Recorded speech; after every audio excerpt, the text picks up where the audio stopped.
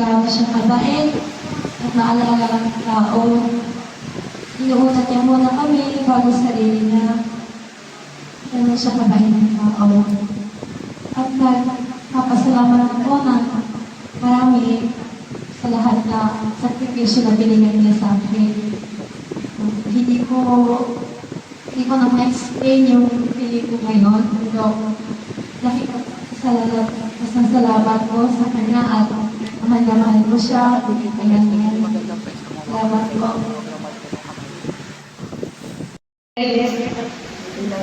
Alam namin yun. Oo. Thank you dahil binibig mo ako for 18 years.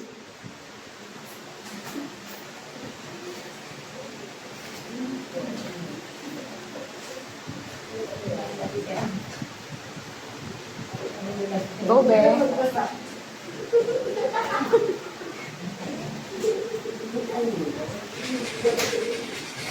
Binibig mo ako for 18 years.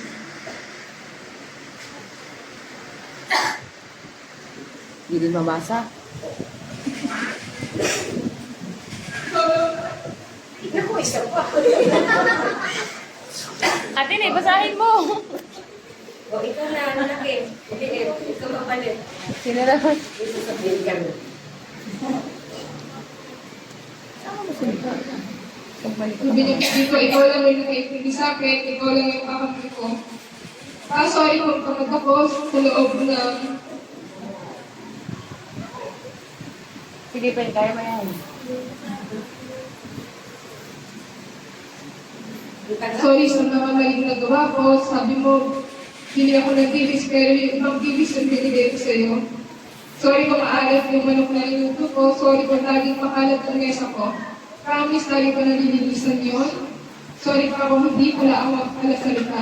Hindi ako pala kwento. Sana pala kinausap ko tayo kinausap hanggang sa maubusan tayo ng topic. Kung sana pala sinabi ko lahat ng gusto kong sabihin. Wala pa nga ako napapatunayan sa iyo eh. Nung nasa hospital pa tayo, yun yung unang beses na hindi mo ako pinakinggan. Unang beses na hindi ka sumagot sa pag tinatawag ko ka. Huling beses na umiyak ko sa harap mo. Sabi ko sa iyo, doon gumising ka kasi natatakot ako. Pero hindi mo ako narinig, hindi mo ako pinakinggan. Nung araw na nawala ka, we both died, but only you stopped breathing. Alam ng lahat kung kaano ako kapag-girl. Kapag tinatanong ako kung kapag naghiwalay si mama at papa, kanino ko lagi kasama kay papa.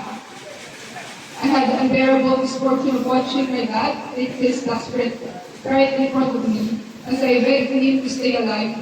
Nakita ko kung paano siya lumaban at sobrang pagod. Proud na proud ako sa iyo, pa. Sa lahat ng bagay, proud na proud ako sa iyo, pa. Hindi lang ako showy, pero sobrang mahinang mahal kita, papa. Nakakatampo lang kasi sabi mo na tuturuan mo ako mag-barena, sino nang magugupit sa akin, wala na magbibigay sa akin ng pera at tumalbo ka sa scooter. Hindi ko na ulit makakain yung pinaka-favorite ko at pagkain sa buong mundo. Yun yung concept na luto mo. I'll miss you forever, pa, until we meet again. Sana wag kang magsawa na hintayin ko sa harap ng pinto kapag late akong nakaka-uwi. Hintayin mo ko huwag mo ako sasaladuhan ng pinto. So, yun po yung mensahe ni Miguel sa kanyang app. Tawagin ko lang po si Ate Rose.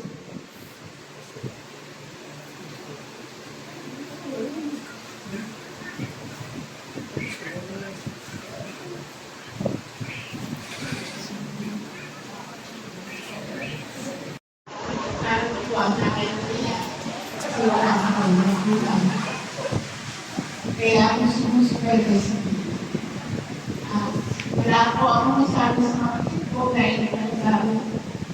Pag tinawag ko siya na Miguel, kailangan ko yung bahay natin.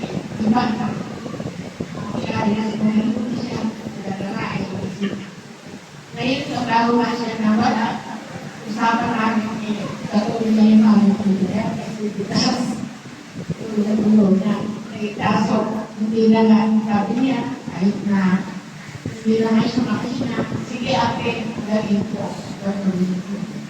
Pero, yun na, wala na siya.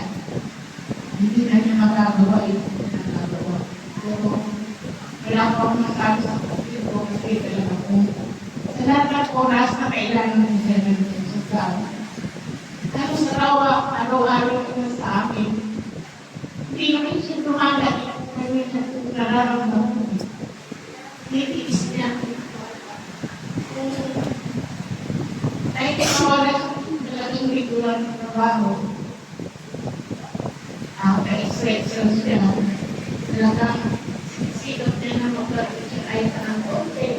Kasi ayaw niya magugulat niya ng pagod. Tulog siya na pag-ibig ang mahal niya ang mga pamilya, mga ito, na ayaw na lang siya. Eh, kahit na trabaho, kahit na malaki ang pasahuli niya, kaya ang gagawin niya para sa pamilya. Anong sulit ko yung may kailangan talaga ako na wala na yun. Kasi kailangan tulong sa akin. Sa oras din na natin yung mga naman. Salamat po sa inyo. Talaga ito. Yung pre-lamin niya. Bukas ko ng alas 10 na umaga po.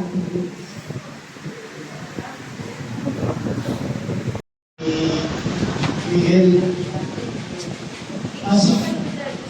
si Uncle Miguel kasi para ko ng mag-ate. At tuloy ko siya pero close kami na. Close kami na ang ugali kasi ng parang ito ni Itam, nahilig sa negosyo, nahilig sa networking. Marami na siyang napuntahan, nakatila ng bago yun. Sa pangarap niya, gusto niya talagang itaguyod yung buhay niya sa mga bilang sa mama, ikaw, sarili ko. Ito ang hirap. Siyempre ito, gagawin ko para sa mga anak ko. Ito na pinagawa niya. Saka, hindi siya nagpapabaya. Ang problema na kayo sa kanya minsan, pagdating sa pagkata talaga, samahin yung mga pagkata niya kahit sa naman. Nakakasama ko niya sa inyo, kumagimig kami, mag-iinom lang kami, pinakot kami ng umaga, tulong kami minsan yan. Yung best ko niya, si Joby, tapos siya. Mag-iinom kami, kakantahan lang talaga. And then, iwan ko ba, bakit may mga sakit na pala siya, bakit na hindi na sinasabi kung ano yung nararamdaman niya. Iniinom niya. Siguro, ayaw niyang maging pabigat sa asawa niya, sa pamilya niya kaya nag-ibig siya. Na alam niya naman, walang-wala rin naman may tutulong sa kanya. Kaya, yan, close ko yan. Tuhin ko, close ko, pag-ata ko. Kaya pagkatao niya, hindi siya yung taong yung mga pababayaan na kanya. Hindi siya yung nahihiyayin siya sa ibang tao, pero sa mga kaibigan, magaling siyang makisama. Ngayon ang ugali niya, tuloy ko niya. Kapag mahal sa mga anak, maalalahanin. Yun nga lang, minsan hindi nila ipapakita, gawa nga ng sa hirap na nararamdaman niya. Wala siyang regular na trabaho, hirap siya kumita kung paano niya gagawin, kung paano niya susuportahan ng pamilya niya. Kung masabi ko lang sa kanya, natuloyin ko, maging masaya sana, kung nasa naman, suportahan mo anak ko kung ano yung magiging buhay ng mga anak mo. Nagmasdan mo siya. Yun lang. Salamat sa tuloyin ko. Mahal na mahal ka ng mga kapatid mo, pag mga pamangkin mo, mahal na mahal ka namin. Sa huli namin ng papa niya, kakita po siya. So, sorry po.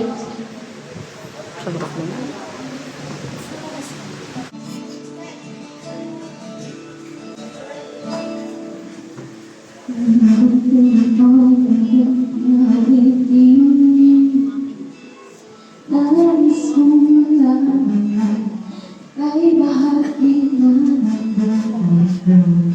at bumalik sa sarili.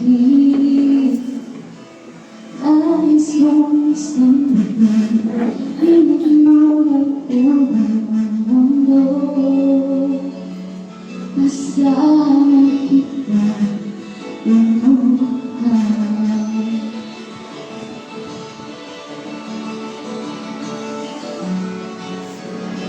Dahil sa'yo nakakapisa.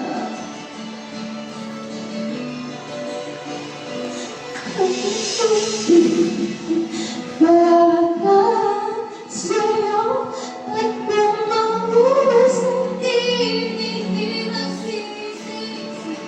Dahil mula sa labi ko, sa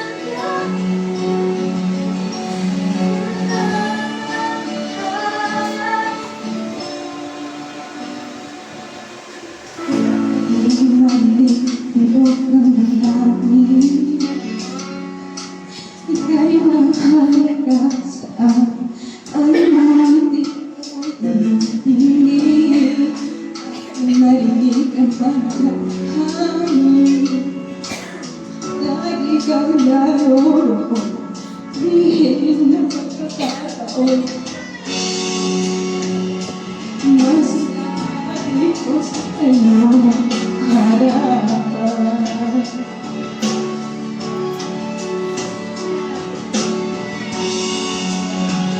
Kung gaano kita ay mahal.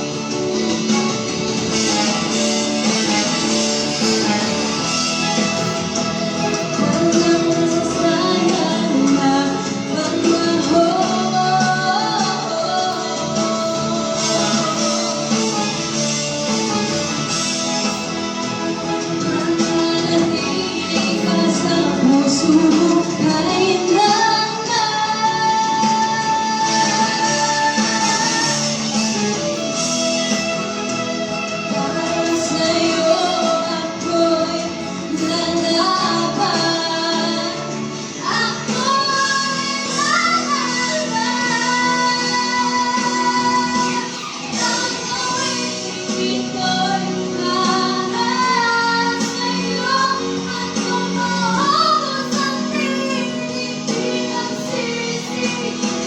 Dahil mula sa labi ko.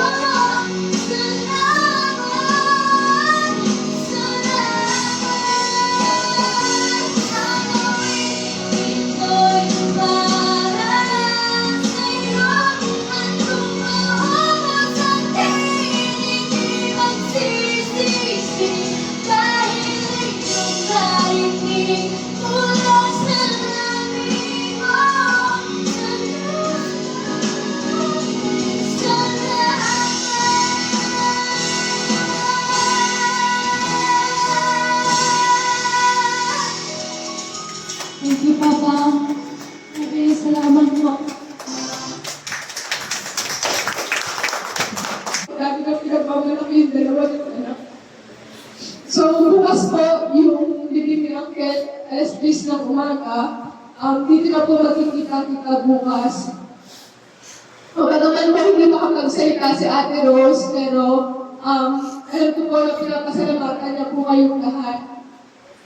Na-appreciate ko po lahat ng tulong niyo sa kanya, hindi talo sa emosyonal. Baka naman siguro ngayon, nakikita pa natin paminsan-minsan kung hindi si Ate Rose, pero sa mga susunod na araw, makikisuyo lang ako sa mga kapitbahay, yung mga kaibigan niya dito, na kahit pa paano alalayan pa rin po si Ate Rose. So, yun lang po. Maraming salamat po sa lahat.